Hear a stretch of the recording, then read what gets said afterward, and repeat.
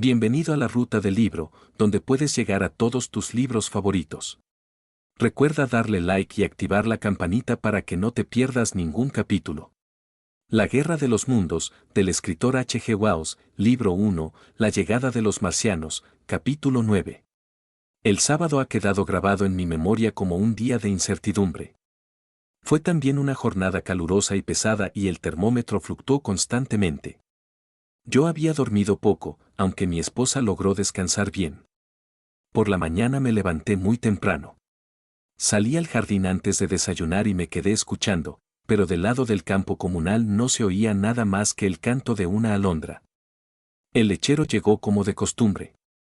Oí el estrépito de su carro y fui hacia la puerta lateral para pedirle las últimas noticias. Me informó que durante la noche los marcianos habían sido rodeados por las tropas y que se esperaban cañones. En ese momento oí algo que me tranquilizó.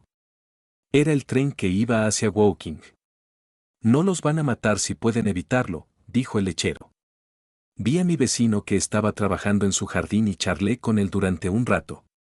Después fui a desayunar. Aquella mañana no ocurrió nada excepcional. Mi vecino opinaba que las tropas podrían capturar o destruir a los marcianos durante el transcurso del día. Es una pena que no quieran tratos con nosotros, observó. Sería interesante saber cómo viven en otro planeta. Quizá aprenderíamos algunas cosas. Acercóse a la cerca y me dio un puñado de fresas. Al mismo tiempo me contó que se había incendiado el bosque de pinos próximo al campo de golf de Bifle. Dicen que ha caído allí otro de los condenados proyectiles. Es el número 2. Pero con uno basta y sobra. Esto le costará mucho dinero a las compañías de seguros.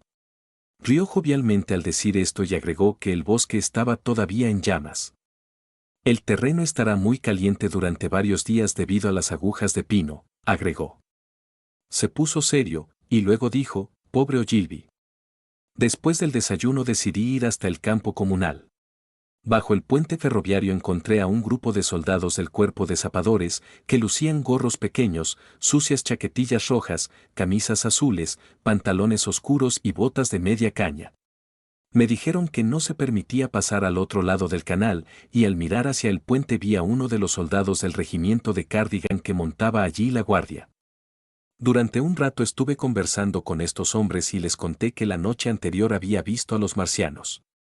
Ellos tenían ideas muy vagas acerca de los visitantes, de modo que me interrogaron con vivo interés.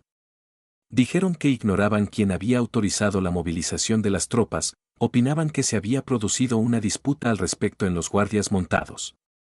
El zapador ordinario es mucho más culto que el soldado común y comentaron las posibilidades de la lucha en perspectiva con bastante justeza. Les describí el rayo calórico y comenzaron a discutir entre ellos. Lo mejor sería arrastrarnos hasta encontrar refugio y tirotearlos, expresó uno. Va. Dijo otro. ¿Cómo se puede encontrar refugio contra ese calor? Si te cocinan. Lo que hay que hacer es llegar lo más cerca posible y cavar una trinchera. Tú y tus trincheras. Siempre las quieres. Ni que fueras un conejo. ¿Es verdad que no tienen cuello? Dijo de pronto un tercero. Repetí la descripción que hiciera un momento antes. Octopus, dijo él. Así que esta vez tendremos que pelear con peces. No es un crimen matar bestias así, manifestó el que hablara primero. ¿Por qué no los cañonean de una vez y terminan con ellos? Preguntó otro. No se sabe lo que son capaces de hacer. ¿Y dónde están las balas? No hay tiempo. Creo que deberíamos atacarlos ahora sin perder ni un minuto. Así continuaron discutiendo. Al cabo de un rato me alejé de ellos y fui a la estación para buscar tantos diarios matutinos como hubiera. Mas no fatigaré al lector con una descripción de aquella mañana tan larga y de la tarde, más larga aún. No logré ver el campo comunal, pues incluso las torres de las iglesias de Orsel y Chobham estaban ocupadas por las autoridades militares. Los soldados con quienes hablé no sabían nada, los oficiales estaban muy ocupados y no quisieron darme informes. La gente del pueblo se sentía nuevamente segura ante la presencia del ejército, y por primera vez me enteré de que el hijo del cigarrero Marshall era uno de los muertos en el campo. Los soldados habían obligado a los que vivían en las afueras de Orcel a cerrar sus casas y salir de ellas. Volví a casa alrededor de las 2. Estaba muy cansado, pues, como ya he dicho, el día era muy caluroso y pesado, y por la tarde me refresqué con un baño frío.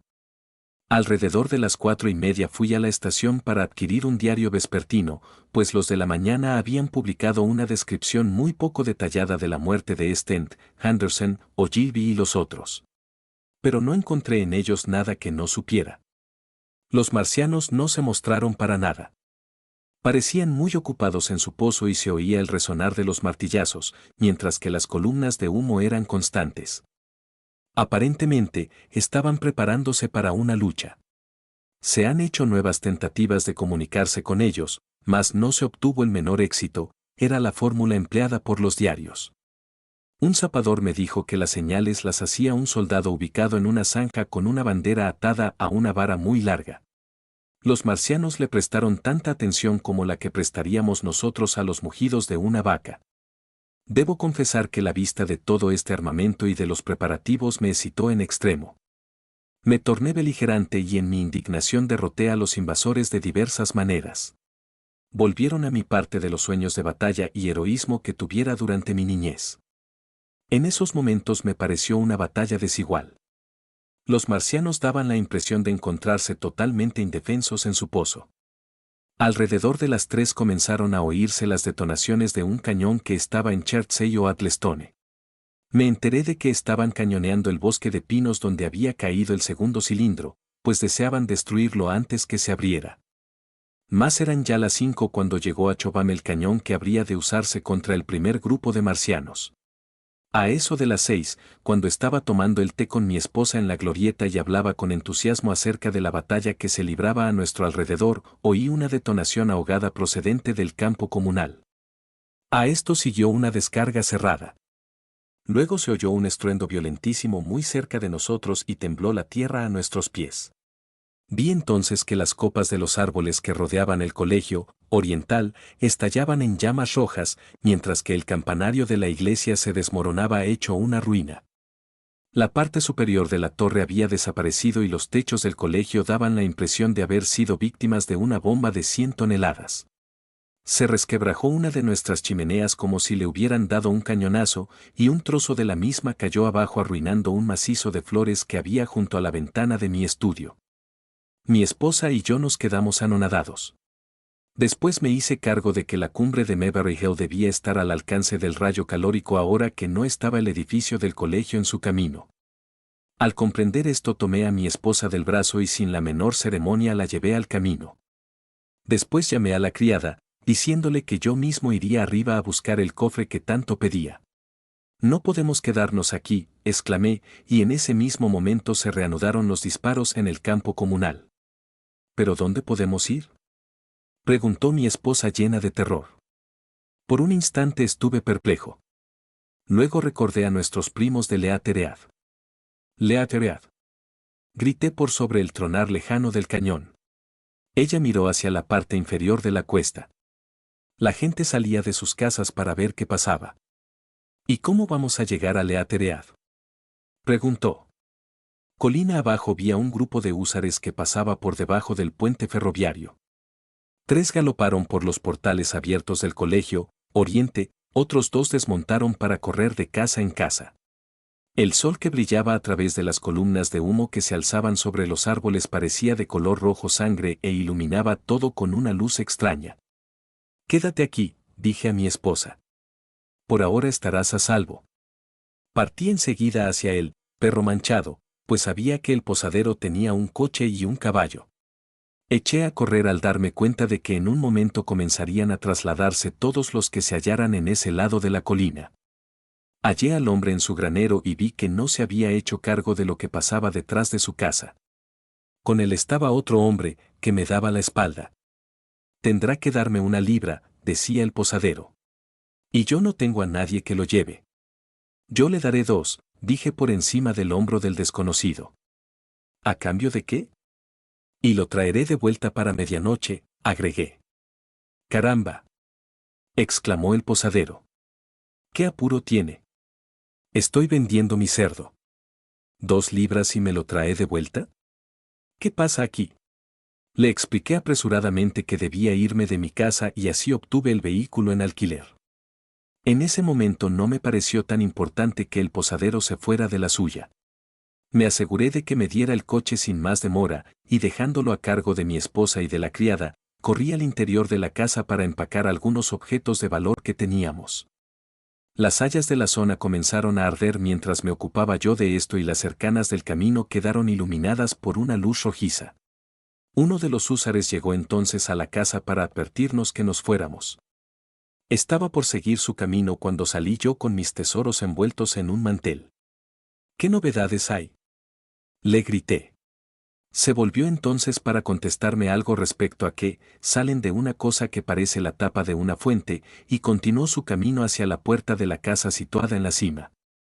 Una nube de humo negro que cruzó el camino lo ocultó por un instante. Yo corrí hasta la puerta de mi vecino y llamé para convencerme de lo que ya sabía. Él y su esposa habían partido para Londres, cerrando la casa hasta su vuelta. Volví a entrar para buscar el cofre de la criada, lo cargué en la parte trasera del coche y salté luego al pescante. Un momento más tarde dejábamos atrás el humo y el desorden y descendíamos por la ladera opuesta de Maybury Hill en dirección a Old Walden. Frente a nosotros se veía el paisaje tranquilo e iluminado por el sol, a ambos lados estaba la campiña sembrada de trigo y la hostería Maybury con su cartel sobre la puerta.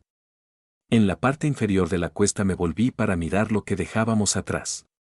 Espesas columnas de humo y llamas se alzaban en el aire tranquilo proyectando sombras oscuras sobre los árboles del este. El humo se extendía ya hacia el este y el oeste. El camino estaba salpicado de gente que corría hacia nosotros. Y muy levemente oímos el repiqueteo de las ametralladoras, que al final callaron. También nos llegaron las detonaciones intermitentes de los fusiles. Al parecer, los marcianos incendiaban todo lo que había dentro del alcance del rayo calórico. No soy muy experto en guiar caballos y tuve que prestar atención al camino. Cuando volví a mirar hacia atrás, la segunda colina había ocultado ya el humo negro. Castigué al equino con el látigo y aflojé las riendas hasta que Woking y Sand quedaron entre nosotros y el campo de batalla. Entre ambas poblaciones alcancé y pasé al doctor.